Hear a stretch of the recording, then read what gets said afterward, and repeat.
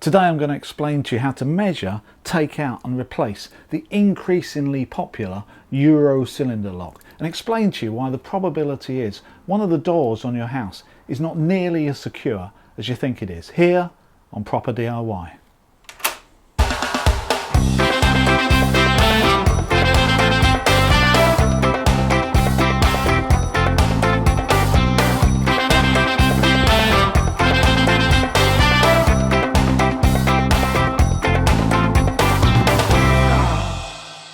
When I was a child growing up, we only really ever had two types of lock. One was the cylinder type lock, or Yale lock as most people used to call it, that must have been on the front door of at least 99% of every property in the UK and came with a key that looked a bit like that.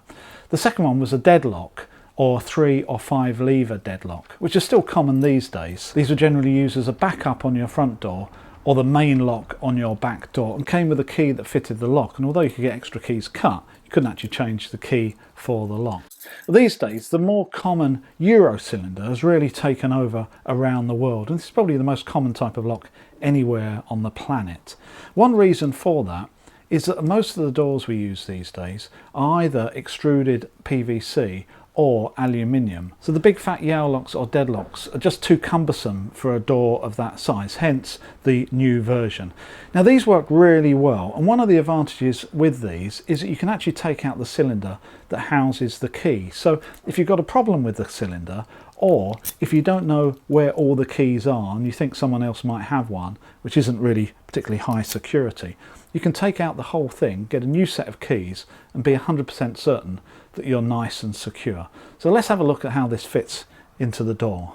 So we can see the end of the cylinder popping out the lock here, and obviously the key on the other side. So this cylinder is actually sitting in this position, and it's a rotation of this red notch that helps open and close the lock. Now the reason why this doesn't fall out normally is that because there's a screw in there that holds it in place, and you can see that it goes into this screw hole here. So you'll find the screw hole around about the same level as the bottom of the lock, just to fit in there.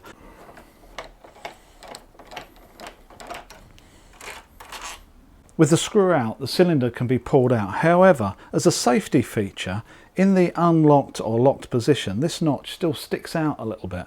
So to be able to pull it out, you do need the key, and you need to swivel it slightly so it lines up with this. So if I just pull it, it's not going anywhere, but if I slightly swivel it, the cylinder pulls out of the lock. So one thing you will notice when you take a lock out is that it's not always symmetrical. So this section can be longer or shorter than this section. So there's an external part and an internal part. So it's important when you're ordering this that you order the right size, because there's multiple permutations of different length sections.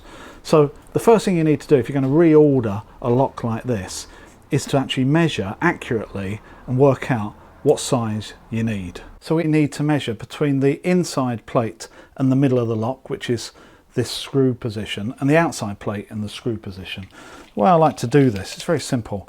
Get a bit of straight timber or straight edge of some kind, just hold it on the lock, and then it's very easy with a tape measure to measure between the timber and the lock. And on this inside measurement, I would call that 35 millimeters. For the outside measurement, we can do the same thing. It's a little bit more awkward from where I'm sitting. On this side, I would say that's 45 millimeters. That's not actually the end of the story, because we don't want the lock to actually end up flush with this outside part. I like to see it protruding a few millimeters past. So I'm going to go to the nearest 5 millimeters past whatever we measured this up. So this was 45 millimeters. So I'm now actually going to order one that's 50 millimeters from here. That means it's going to protrude around about 5 millimeters, and that's going to make it easier to actually feel it and get the key in when you're using it. So this is the new lock that I've got. It's 50 millimeters by 40 millimeters, 50 external, 40 internal. If we just rotate that red section so it's straight, it's as simple as feeding it in and sliding it in until it pops out the other side. And what I find is if you can get to the point where you can lock it, that means it's now centered. We can now get our screw in there, and that should just line up with that little hole on the lock. Just do the screw up. It doesn't have to be overly tight, just nice and snug. And there you are. That is the lock fully installed. Now when I started working on this, I couldn't actually budge that screw. It had been done up so tight that I physically couldn't undo it, and I was just on the edge of totally ruining the thread to open that. I couldn't oil it at all because the thread is back here somewhere that it's tightening onto, so you can never get oil back into it. So my next little tip is, if you've got a screw like this that doesn't want to budge, rather than turning it to destruction with the head of a screwdriver, you need to go and find an impact driver. And if you don't own one, go and beg, borrow or steal.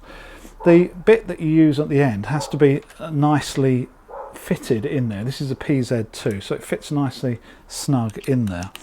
And the great thing about impact drivers compared to cordless screwdrivers is, as they turn, they actually have a cam system where they actually knock the screw or the head around. That knocking can be enough to free up a screw and just get it around the first half turn, and then you're free. So I would, if you've got a screw that doesn't want to work, put plenty of pressure on it and then just get it around the first quarter turn. So that's all very well, but like anything in life, nothing is perfect. And one of the problems that these Euro cylinders suffer from is a lack of strength down the centre. You see, to make this cam go around, the frame has got this great big notch cut out of it, and the whole thing's being held together by this bottom section, and that's got a hole drilled through it. So there's an inherent weakness in the centre here, and that can lead to something called lock snapping. And that's where the person that wants to break into your house gets a pair of pliers, grabs the cylinder and physically just breaks it in half, pulls it out and opens the door. So I thought it'd be interesting to see how much force it takes to snap one of these locks. But before anyone writes in and says I'm promoting lock snapping, let me tell you that anyone that wants to break into your house knows all about this, and they have done for many years. I find the people that know nothing about it is the average homeowner.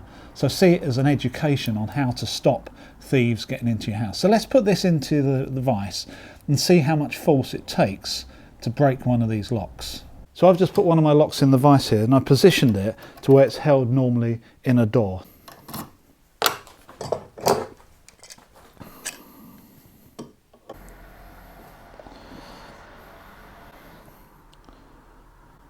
So I've already started just bending it slightly, and you can see how it's deflecting. There's no strength in this top section at all, and it's relying on this bottom section under here that unfortunately has got a hole straight through the middle. So it doesn't take much to see it deflecting fairly nicely. So if I give it a bit of a push, let's see what happens. Oh, well, that was incredibly easy. Now I thought it might be straightforward, but not quite that easy. That's really worrying, actually. So the cross-sectional area around this screw hole is very little, so it doesn't take much to snap at all. That means that someone can get into your property literally within seconds just by breaking the lock off. Now the good news is there's a way around this, and it does cost a little bit more money, but absolutely worth it. They sell locks that are anti-snap. Now let me show you that now. If we look at the cylinder I've just bought, this is an anti-snap lock, and you can tell that because of these lines and these cutouts in the body. And what these do is actually reduces the strength at certain points. It's called frangible, which means if someone tries to snap it, it has a tendency to break here, and although it would ruin the lock, it keeps the integrity and the security of the door. So I'd really always suggest going for something like this rather than the plain one, which we saw how it performs just now. And I would really recommend anyone to go around the doors on their house, it doesn't take very long, just to check what type of cylinders they have. And if you haven't got an anti-snap one, I would highly recommend changing them. Euro cylinders of quality have a kite mark or diamond rating system that tells you the abuse that they can take. 1-star kite mark means that they should protect against drilling, bumping and picking, and 3-star should protect against all of these plus snapping. So when buying, look out for these symbols, and when you see the ones with no symbol, personally I think this means best avoided, however cheap they are.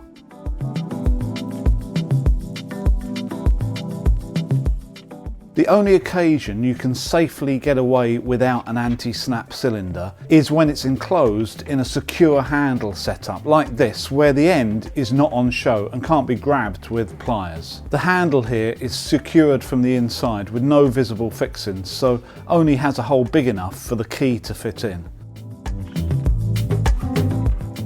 When buying, also consider the version that has just a thumb turn on the inside.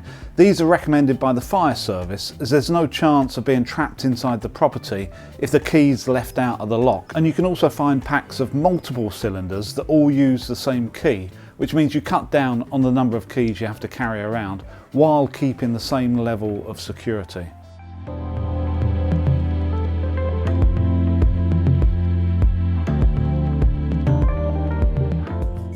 Well, that's all mine checked and changed where I've needed to, so I'm feeling a little bit more secure. I hope you've enjoyed this video and maybe you've learned a couple of things along the way. If you have, please check out the other ones on my channel and please subscribe. So until next time, keep safe.